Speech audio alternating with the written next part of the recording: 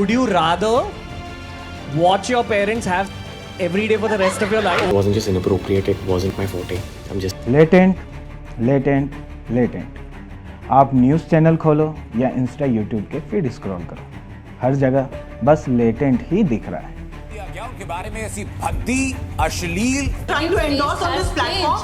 और इसी कथित कॉमेडी शो में रणवीर ने एक एपिसोड पे जहां केस हुए बड़े से बड़े पॉलिटिशियन स्टार के उस पर बयान भी आए, न्यूज़ चैनलों ने भी जमकर मुद्दा उठाया और अब एक जंग छिड़ी है।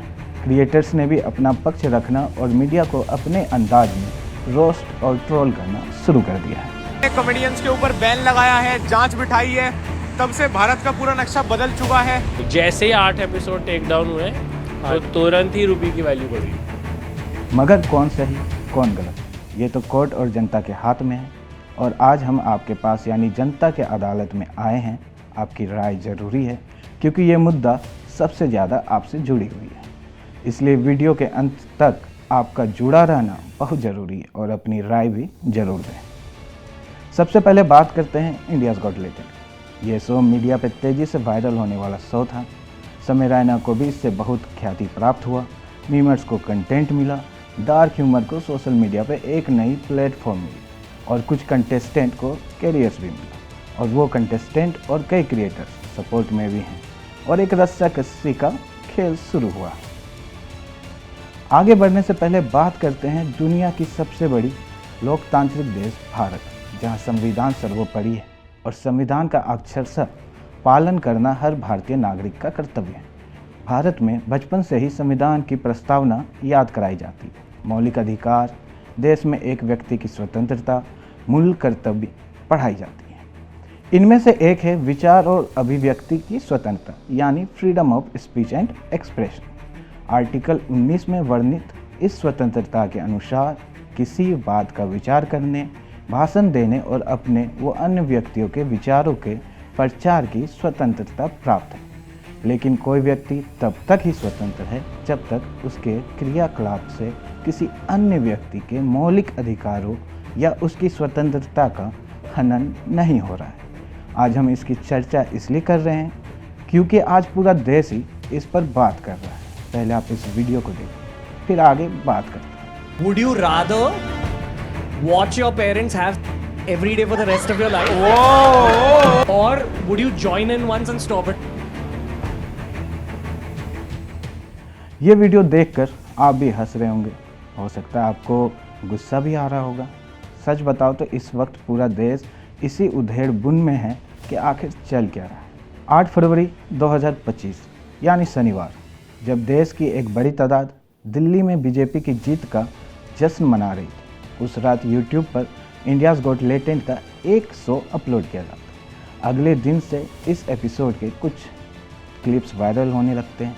ये एक रियलिटी शो है जिसमें पैनल में बैठे गेस्ट्स के सामने कंटेस्टेंट आते हैं और अपनी कला का प्रदर्शन करते हैं।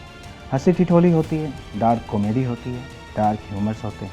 वीडियो में आपने देखा कि पैनल पर कुल 5 लोग बैठे थे। सबसे दाईं तरफ समय रैना है, फिर रणवीर इलाहाबादिया हैं, आशीष चंचलानी हैं, अपूर्वा मखीजा हैं और जसप्रीत सिंह हैं।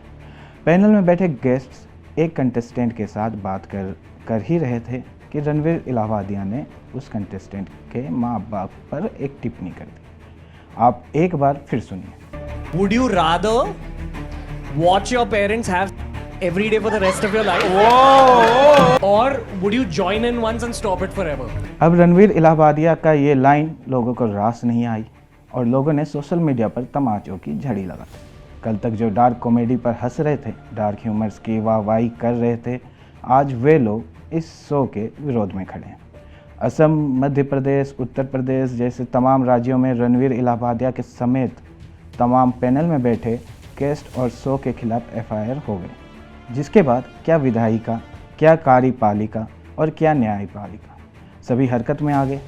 मीडिया में तो ये आज भी सुर्खियां बटोर रही है, लेकिन इन सब के बीच कई तरह के सवाल लोगों के जहन में आ रहे हैं। क्या ये सचमुच इतना बड़ा मुद्दा है कि पूरा देश इस वक्त इस पर बात कर रहा है? क्या ये सचमुच इतना बड़ा मुद्दा है कि देश की तमाम बड़ी हस्तियां भी इस पर बोलने पर मजबूर हैं? क्या डार्क कॉमेडी डार्क ह्यूमर्स के नाम पर सचमुच कुछ गंदा हो रहा है, या फिर OTT प्लेटफॉर्म वालों का एक साजिश है इस शो को रोकने का, या फिर ये सवाल है कि क्या देश में सचमुच इतनी बोलने की आज़ादी है? सिर्फ लाइक्स, कमेंट्स, फॉलोअर्स, सब्सक्राइबर पाने के लिए इस हद तक जाना सही है? ऐसे कई सवाल लोगों के मन में हैं और इन्हीं सवालों को लेकर सोशल मीडिया पर जंग जैसी स्थिति देखने को मिल रही है।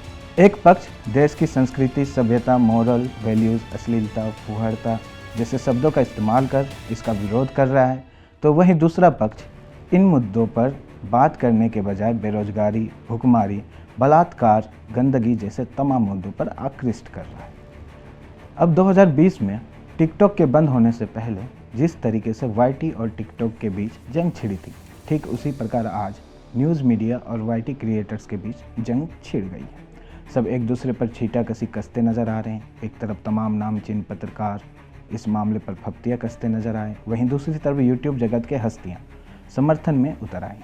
कुल मिलाकर क्या सही और क्या गलत, इसे लेकर जंग छिड़ी गई। मीम्स का बाजार भी पूरी तरह गर्म है और कई तरह के मीम्स आपको देखने को भी मिल रहे हैं। सोशल मीडिया पर हर तरफ सिर्फ इस पर ही बात हो रही है कि क्या सही है और क्या गलत है, कितना सही है और कितना गलत है।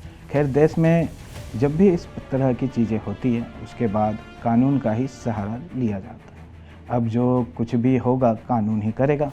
फिलहाल इंडियाज़ गॉट टैलेंट के आधिकारिक यूट्यूब से उन तमाम वीडियोस को हटा दिया गया है, शो को बंद कर दिया गया है और मामला कोर्ट में चला गया है। अब सुनवाई कोर्ट में होगी। देखना दिलचस्प होगा कि कोर्ट की तरफ से क्या कुछ निर्देश दिए जाते हैं। लेकिन जाते जाते आपसे भी हम कई सवाल करना चाहेंगे। क्या वाकई में डार्क कॉमेडी और डार्क ह्यूमर्स में किसी भी हद तक बोलने की आज़ादी है? बेरोजगारी,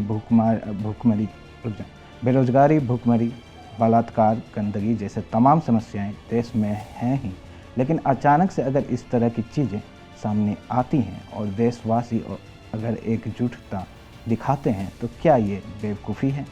आज सोशल मीडिया पर अश्लील कंटेंट डालकर लोग लाखों करोड़ों से खेल रहे हैं। इस पर सरकार कोई एक्शन नहीं ले रही। क्या ये उचित है? क्या फॉलोअर्स और सब्सक्राइबर इतने ज़रूरी हैं कि कुछ भी परोसा जा रहा है? इस पर भी सरकार को ध्यान देना चाहिए। आप कमेंट सेक्शन में अपनी राय ज़रूर दें। धन्यवाद।